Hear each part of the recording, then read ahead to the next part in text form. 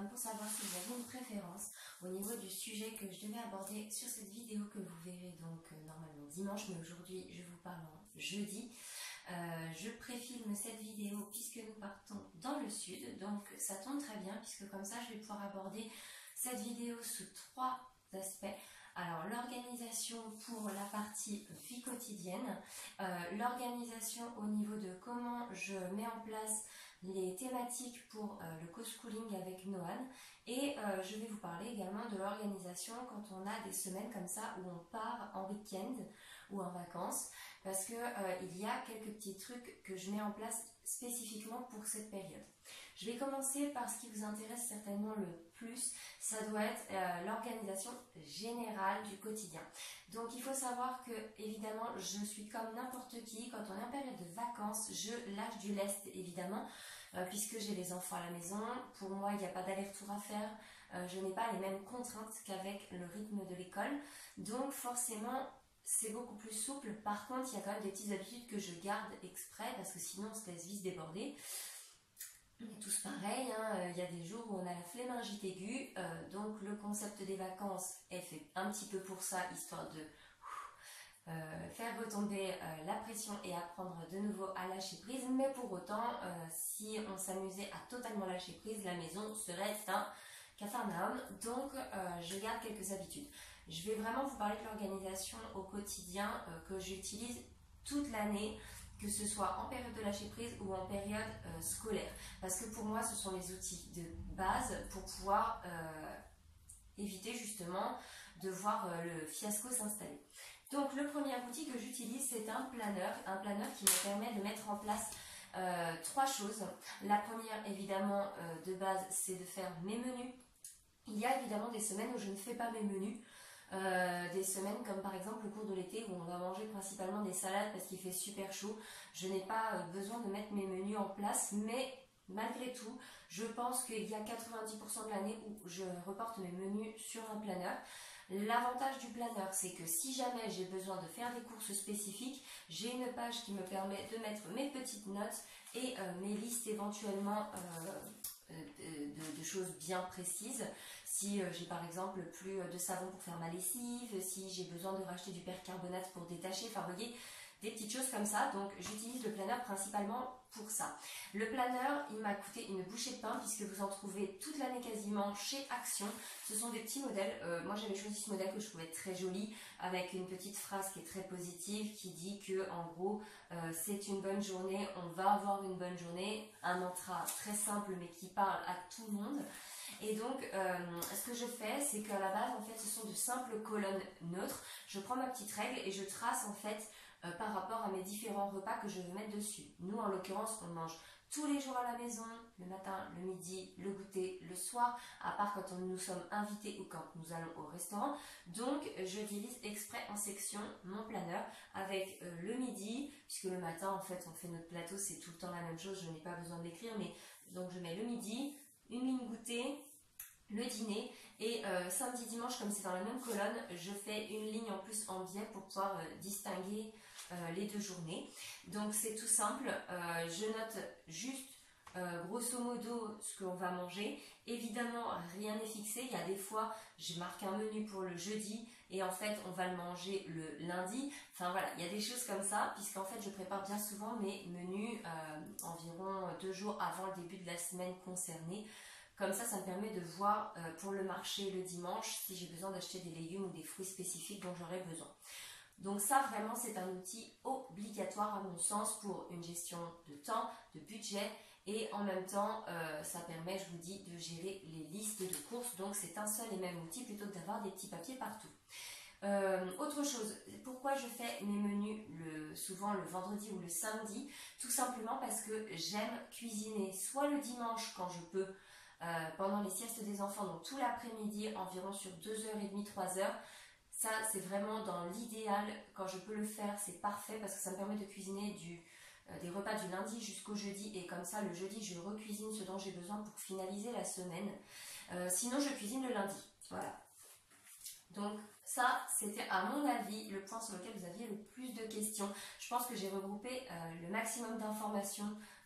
C'était très concis à mon sens. Peut-être que ça va vous manquer de précision, n'hésitez pas à me laisser en commentaire une question si vous avez besoin.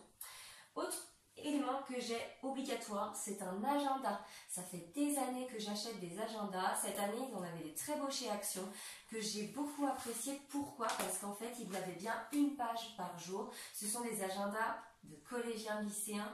Donc pour moi, c'est parfait parce que l'avantage, c'est que même sur les week-ends, on a quand même une demi-page par jour. Donc je trouve ça très pratique pour tout noter, aussi bien les rendez-vous que les choses à ne pas oublier, à ne pas rater. Moi qui dois en plus noter par exemple mes vidéos à filmer ou mon blog, ce que je veux écrire dessus ou quoi que ce soit.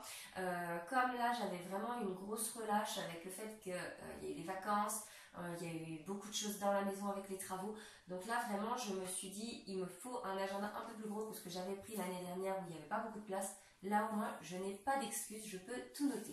Gros avantage dans un agenda scolaire, c'est que il y a bien souvent en début de page les planeurs. Donc moi, en l'occurrence dans celui-ci, j'en ai 3.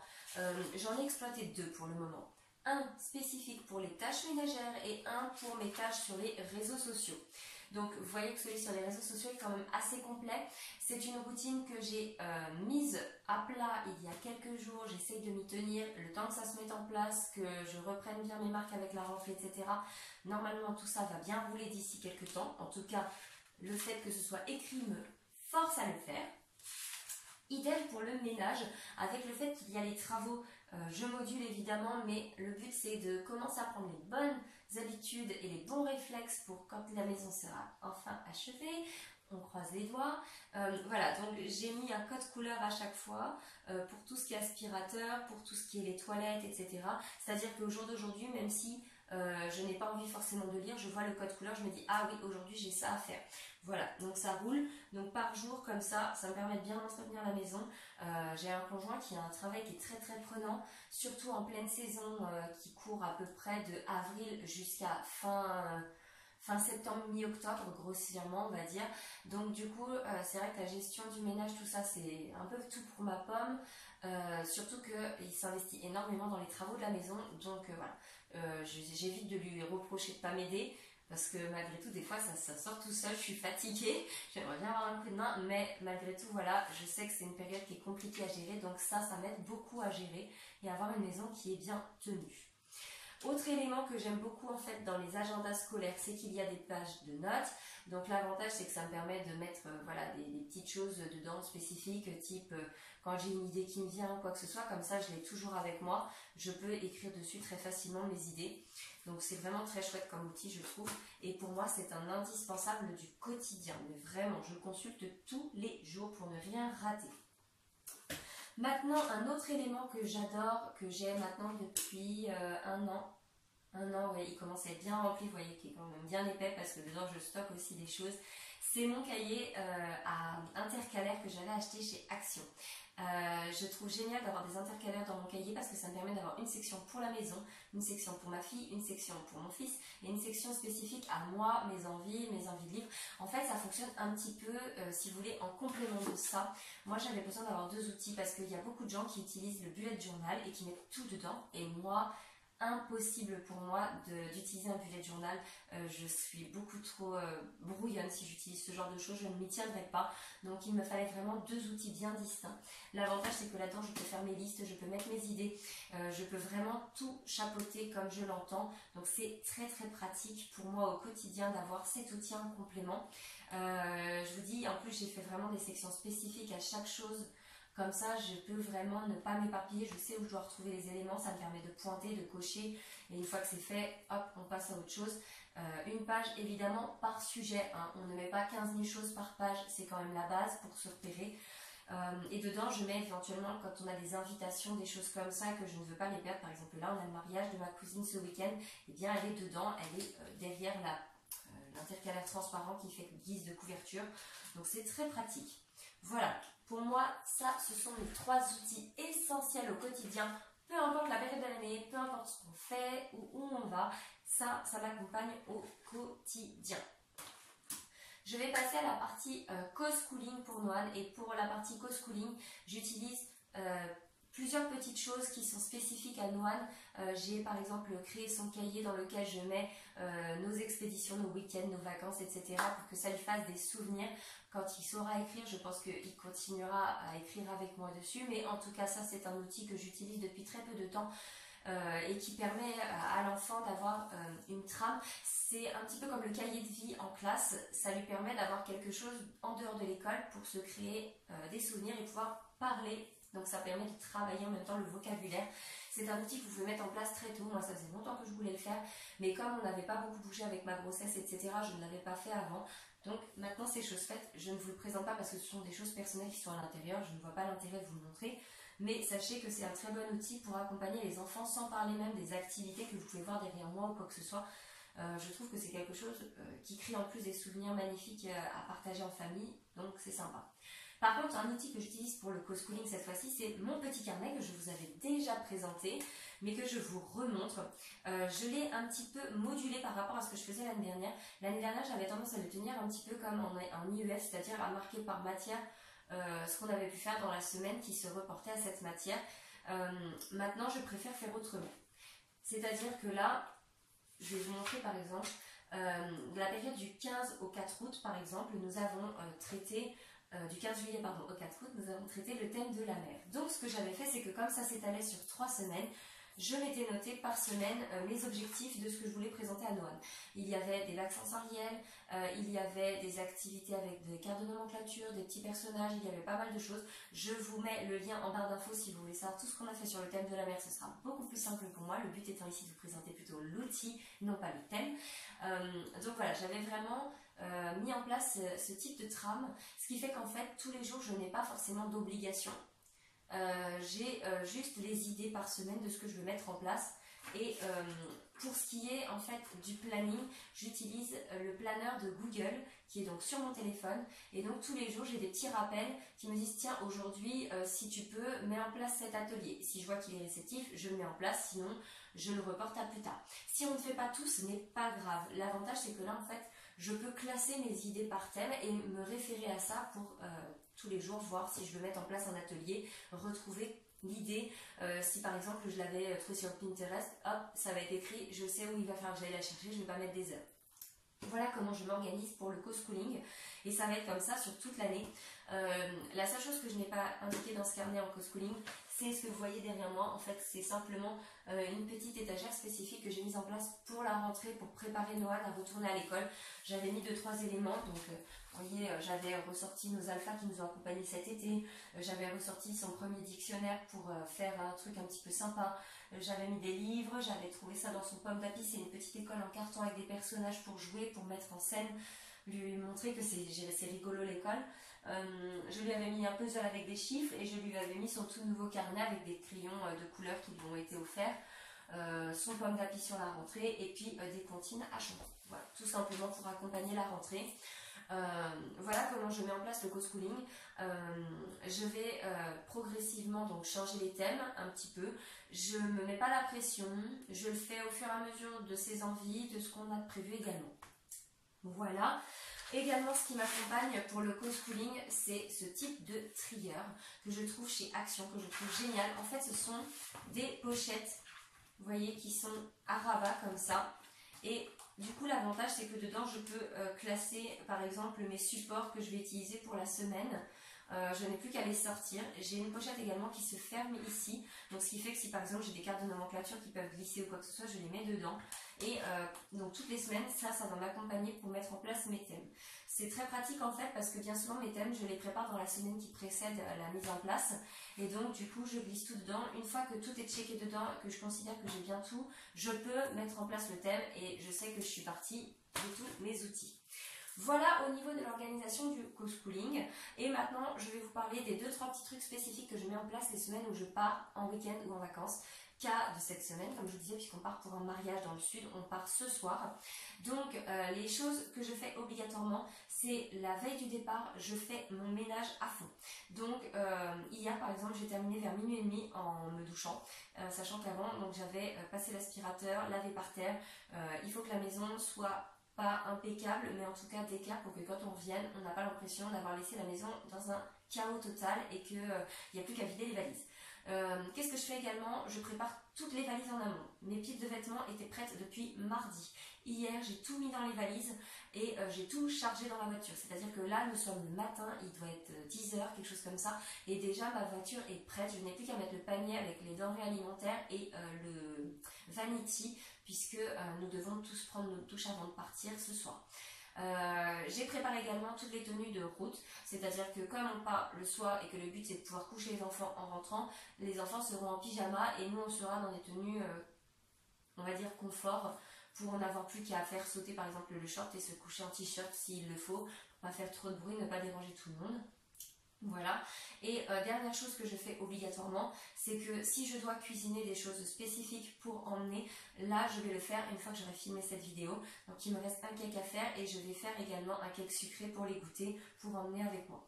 Voilà, au niveau de l'organisation, quand on part en week-end, c'est ça. Bien souvent j'ai une petite liste dans le fameux cahier que je vous ai montré là, comme ça je n'ai plus qu'à tenter, je suis sûre de ne rien oublier. C'est vraiment le plus simple. Ma voiture n'est pas hyper grande, donc en plus il faut faire tenir tout ce qu'il faut pour le week-end. Donc vous voyez, c'est pour ça que je m'y prends tôt, parce que comme ça évite d'être énervé le jour du départ en se disant on perd du temps, on va être en retard, on va pas partir à l'heure ou quoi que ce soit. Sachant que là on a quand même 6h30 de route qui nous attendent, donc je ne voulais pas avoir ce stress à supporter.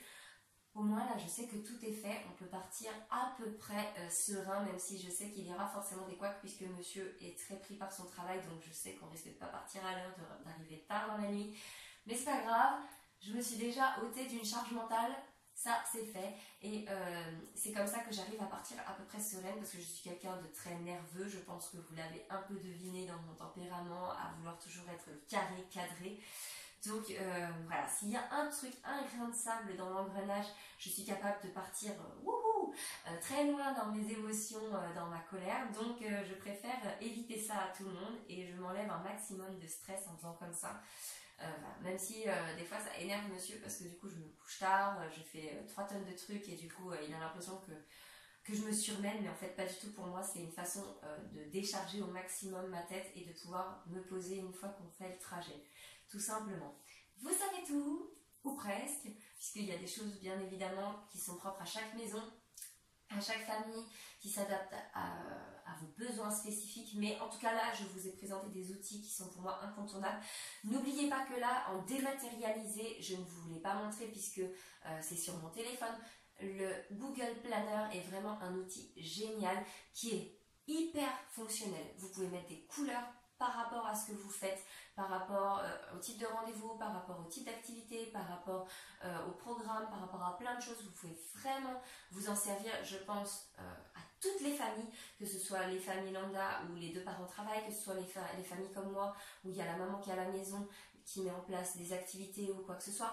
Je pense également aux familles IEF, qui ne veulent pas utiliser forcément du papier. Ça permet vraiment tous les jours d'avoir des rappels. Tiens, aujourd'hui on a telle activité de prévue, on a ci, on a ça, tac tac. Ça vous le rappelle automatiquement à l'heure que vous avez prévu. Et franchement, il est génial cet outil, moi je l'adore.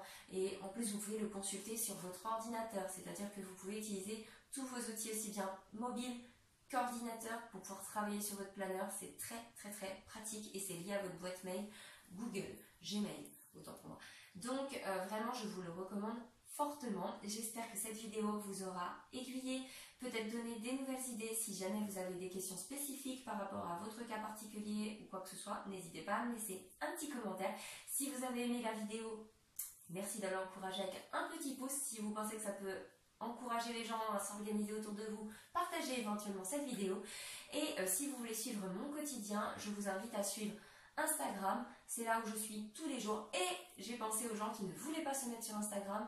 Vous avez également la page Facebook que j'ai reliée directement au compte Instagram, c'est-à-dire que quand je publie sur Instagram, automatiquement c'est basculé sur Facebook.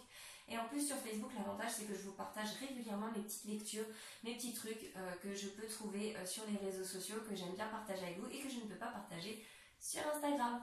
Voilà, après avoir parlé avec un débit, je pense, ultra rapide, je vous ai fatigué. Je vous dis à bientôt pour une nouvelle vidéo.